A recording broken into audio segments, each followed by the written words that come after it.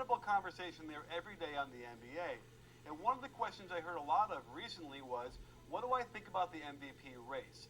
So I put together a stats-packed analysis for you, and the real question here is, what does the MVP mean? Is it the best player in the league? Or is it, if you take the guy off the team, how well will the team do if you put an average guy there instead? So it's a real interesting debate, and it's never been very clear exactly what it is. So I put together a bunch of numbers for you, and I'll give you my take on it. As this MVP race has solidified, it is clear 4 candidates have emerged as serious frontrunners: LaMarcus Aldridge, Paul George, Kevin Durant, and LeBron James. While LeBron is the only one who has won this award before, he is being severely threatened this year by the other candidates. Let's start with LaMarcus Aldridge, who has led a resurgence in Portland that had them atop the Western Conference for much of the season. He feasts on the post-up and pick and roll while being decent with his long arms on defense. Next up is Paul George, who has emerged as a top 10 player in the league this year by adding a hugely improved offensive game to his already dominating defensive performance. While his pick and roll game is much improved, he's at his best coming off screens and spotting up. The Pacers lead the East by 2.5 games over Miami, and Paul George has been instrumental in their position. Kevin Durant has an extra burden as Russell Westbrook has missed half the season due to injury.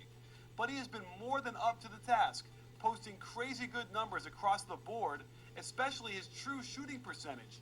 And the Thunder are sitting on top of the West, having overtaken Portland, and with some real quality wins to boot.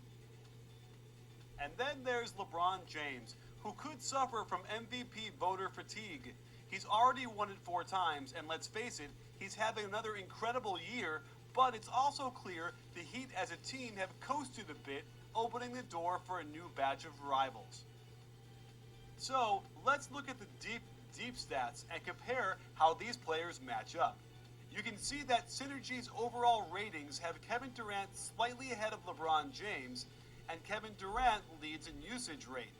While LeBron has a slightly higher true shooting percentage, since Durant's usage rate is so high, his true shooting percentage numbers are that much more impressive. And the last category is wins produced, developed by the elves over at BoxScoreGeeks.com, and refers to how many wins they produced based on all their box score numbers.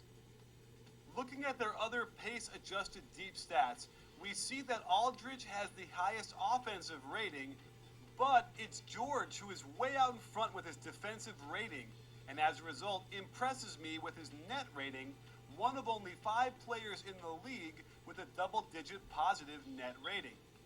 Pop 48 is another BoxScoreGeeks.com stat and refers to the number of points each player brings to his team above what an average player would do at his position.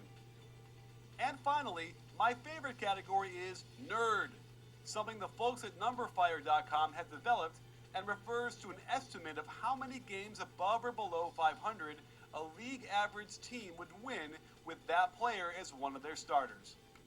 And when you look at it in that context, there is no doubt who deserves the MVP award in a landslide. So there you have it, sports fans.